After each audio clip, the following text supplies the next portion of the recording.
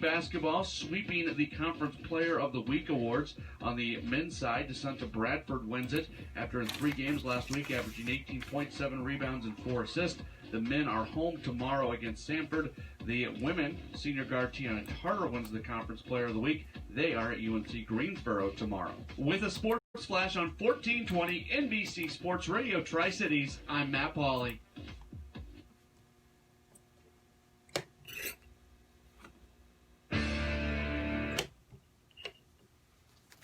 Welcome back, Tri-City Sports Now. Now, again, just like recruiting that I said at the start of the show, we're going to have to wait and see what kind of a job Fulmer does as the athletic director. But, you know, just because he won a national championship as a coach, I mean, look at Vince Dooley.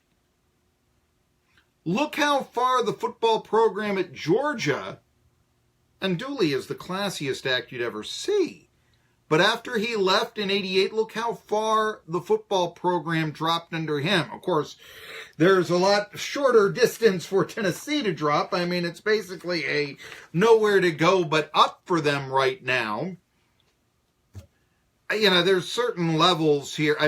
It's just not fathomable for UT to go 0-12 the way, let's say, Central Florida did 2 years ago. Yeah, now the national champion, Central Florida. Or at least if you ask them, they are. But yeah, they were 11-1, 0-12, now 13-0. You know, go figure it. The point, though, that I do want to make in this whole thing with Fulmer, I mean, obviously you're going to have to find out, but yeah, it is just so Fulmer. Oh, yeah, I'll maneuver my way into the AD. I'll, you know, ride my crest of popularity, be it a 3-0 record as an interim coach in 92, or be it after good memories when the football program seems to be in disarray. And he's, you know, what is his background for being an AD? In this day and age, the ex-coach getting the AD job, it's not what it once was. As mentioned, I'd say what's next for Kirk Cousins. I think I can get to that in the next edition. And it's just basically, why are people talking about the Jets and Cousins? But I wanted to talk about this real fast. The Major League Baseball, you know, there's talk about pace of play. Now, one rule, it's been in softball for a while in terms of softball competition, is that once you get to a certain point in extra innings, they decide to start the extra innings by putting a runner on second base. And this will speed up the game, and I hate this rule. I hate it in softball. There have been actually pitchers that have lost perfect games because of it. That's not baseball. Well, guess what? Rob Manfred, no intentional walks, no Chief Wahoo, and now no extra inning games wants to do. Wants to add runners in the 11th inning of the All-Star game in a pace of play idea. It's not pace of play, it's length of games. Pace of play means, like, you know, Zane Smith, get ball, throw ball, fast worker. We could teach our pitchers to do that now and not be like Daniel Norris, taking 27 seconds between pitches, and we'd speed up the pace of play. We could also eliminate the DH, and that would take off at least 5 minutes from every game right off the bat. Banning the intentional walk, eliminate, and I know it's something of a routine, I won't even go, it's a chore. I mean, you know, eliminating the possibility of a wild pitch or the deke, like what happened in 1972 in the World Series, so that, you know, you every few games save a minute, is not good for baseball.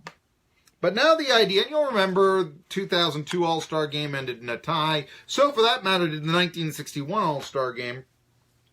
But the idea is a runner would be put on second base at the start of the 11th inning of the All-Star Game, and each additional inning, according to the latest pace, it's not pace of game, call it length of game proposal, put down by Rob Manfred. The experiment also be used in spring training games beginning in the 10th inning. According to the January 9 proposal obtained by the Associated Press, spring training games would then be capped at 10 innings. By the way, it's not unlikely I can say that a lot of times they'll say, okay, we're out of pitchers now, or this is who we were going to use. Let's stop the game here. And you do have tie games in spring training and such. The thing that I hate about this, it's a gimmick. And the one thing I hate about sports is the gimmick.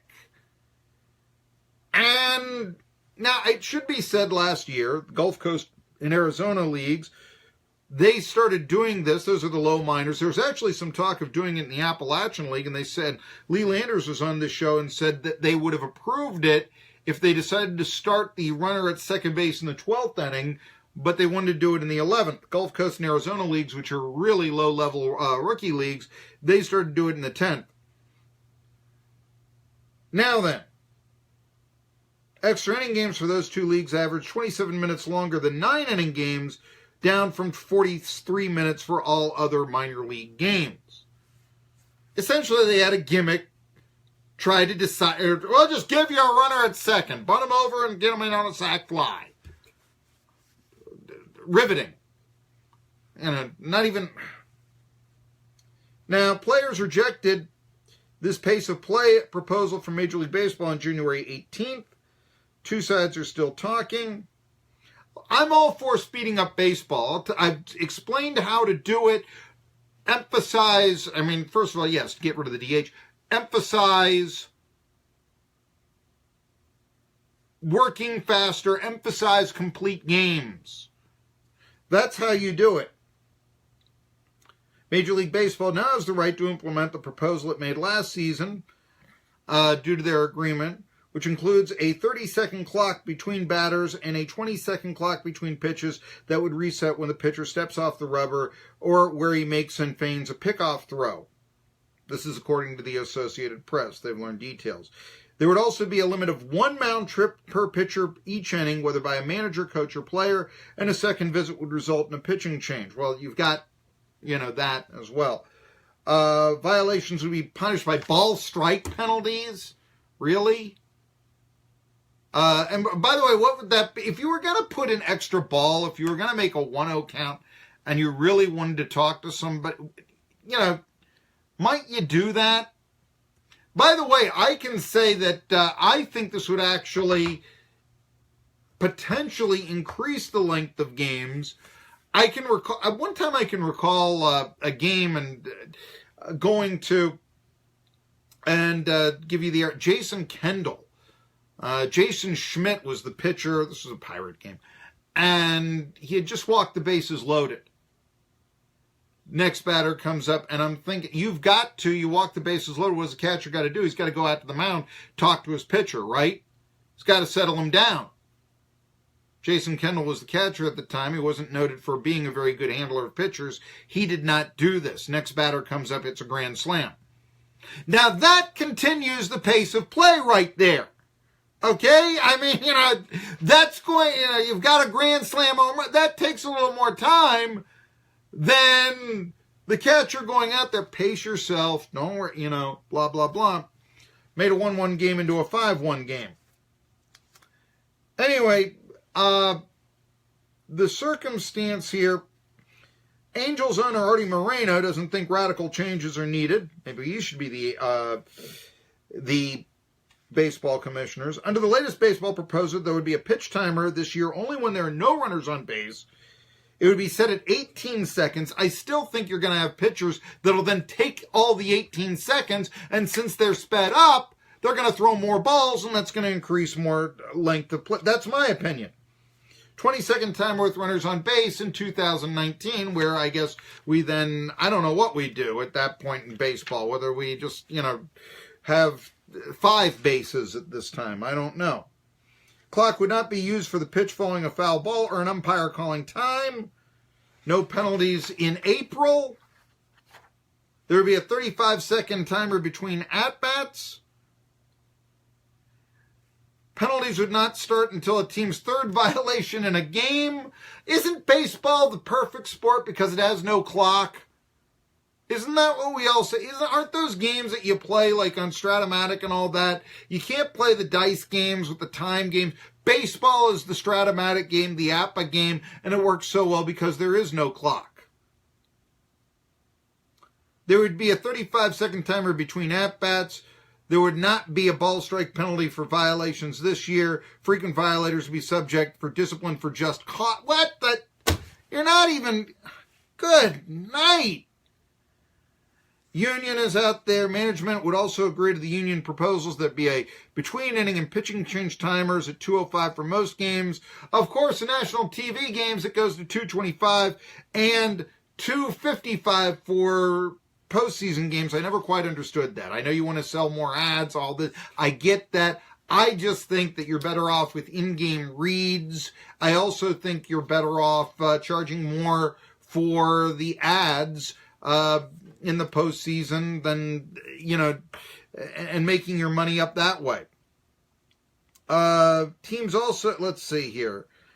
So there's it's just getting to the point now where we're changing baseball from what it always was, from when we're making it and bastardizing it. Remember, baseball was the most popular sport in the country before they started tinkering with it, before they started using things like the DH, before they started putting too many teams in the playoffs. Now all they want to do is double down on gimmicks, and they think that's going to cater to millennials? Really? And being politically correct. Tri-City Sports Now. Happy hour.